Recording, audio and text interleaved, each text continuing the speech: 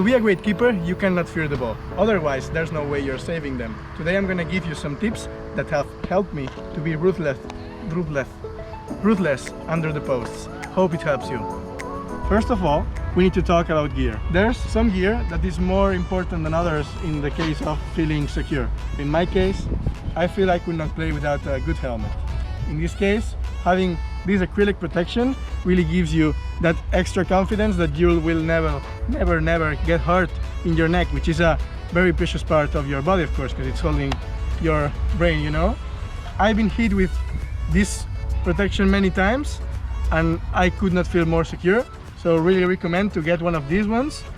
But in the rest of the body, of course, some goalies don't like wearing their arm protection. I personally think it's really important because also gives you that extra confidence on going to some balls like wide open, knowing you're not gonna get really hurt. You can get some bursts here, but I mean, we signed up for this, so there's no going back now. For your hands, I think with any gear you can go with it and there's no really possibility of injury. Same with the legs and the foot. Maybe with the foot can depend, depending on the kicker. Sometimes your toes can get a bit exposed and some balls might get your nails going a bit weird, so also kickers and neck, I would say, are some musts. Depends on the body protection. I think it's important at some point to have a decent protection, and especially for the chest, if you can find one that has some collarbone protection, it's also really nice, because those balls that go into this place, you can get a bit hurt if it's a high level hockey, so also quite important. One of my most important protections, get a good groin protection, because it will save your, not only you, but your child. So really important. Now let's talk about in the game what we can do to actually feel more secure.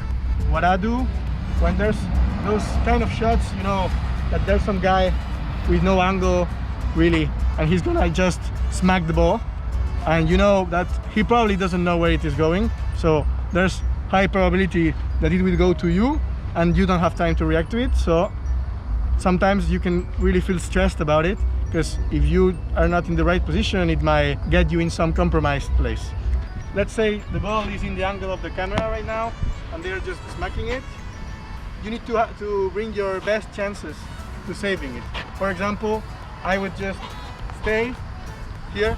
Maybe if it's really close, you can try to get closer. As you get closer, it's more complicated to lift it higher, so no head, no arms really involved, just your foot, your arms, and good protections.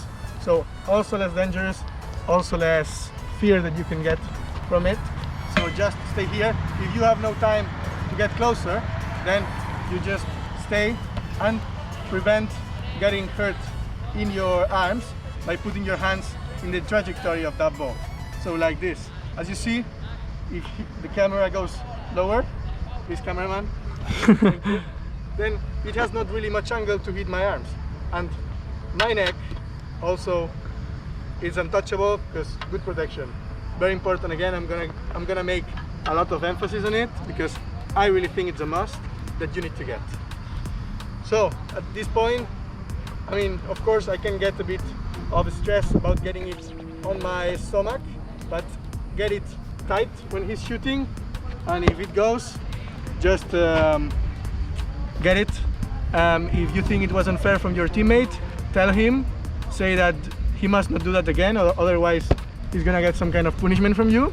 That's worked for me. Also, personal tip, I think that really works sometimes, especially if they respect you, and probably they won't do it again on a practice. Now, on the game day, what I would do, the thing is, you cannot really get hurt. Of course I can get the bruise, but the bruise will vanish eventually, but the success of winning that game will never vanish, you know. So get hurt sometimes, go for the ball. I mean, I would stay the same, but in this case maybe a bit more ruthless of, I don't mind, I prefer it hitting me than going on the goal. So you have to live with it. If it hits my head and goes out, that sounds like success to me. So that's how you have to treat those on the game day. Of course, on the practice, it's a different thing because the hockey ball is really hard, and if you get hurt and you cannot train anymore for that day, it's not a good idea. Tip number 2 or number 3, because I think I said many tips on that one, but we're gonna keep it as number 2. Basically, it's not a fear, but some way to not get hurt in some place. That happens to me a lot. When you get a cross shot from that part of the D, please, cameraman. Oh no, just turn the camera. Yeah, thank you, cameraman. So from that place of the D, there's sometimes that crossed ball that goes open, and we go with our foot, then our toes get exposed and we get some nail problem. We don't like that. I personally hate that. So what we can do to prevent it, we can first of all use straps in our front part of the kicker. Our foot gets more exposed, like this. Of course now it's even more exposed, but like this, more exposed. First, we don't want that because it hurts a lot. But that's the first thing. Second thing, it's going more with our body. Once we go with our body, we get less exposed foot. So putting the body on your foot will prevent that. There's a drill that you can do to actually lose fear to the ball. Of course, you can use your coach or teammate.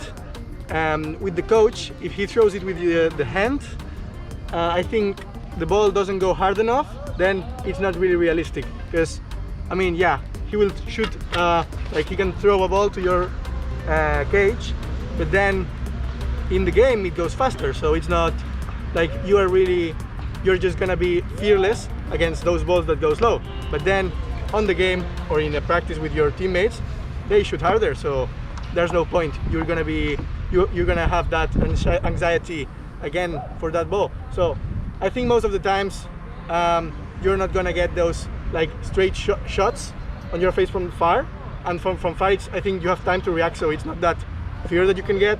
But those like really hard push from like really close in the D, I think it can stress you a bit sometimes and like just close your eyes. So that's what I used to practice to get fearless on those, because then I think that translates to like really fast balls where you like develop that control of nothing's gonna happen to me, and I'm gonna be just in control of the situation. So that's what I'm going to practice.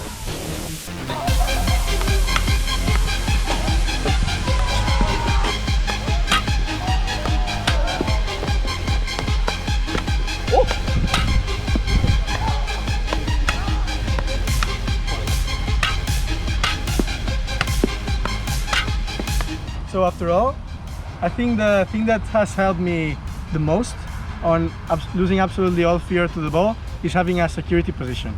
Okay, I've commented already on the balls that are like with no angle and the guy shooting hard, but like going what I call turtle mode, which is this position, or like this, if I really feel like I'm gonna get hurt. For example, some practice and some crazy teammate just wants to volley it in front of me.